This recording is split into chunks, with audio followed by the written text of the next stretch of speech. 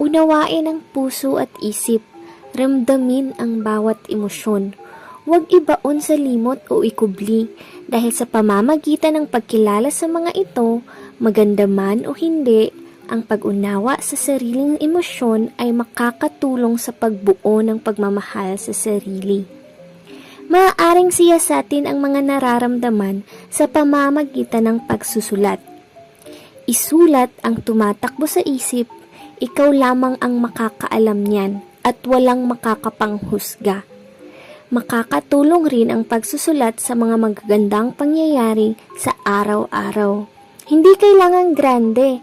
Yung simpleng, paborito ko yung ulam kanina, may payong akong dala, nakita ko ang crush ko, hindi ako naabutan ng traffic, at yung nakauwi ako ng safe.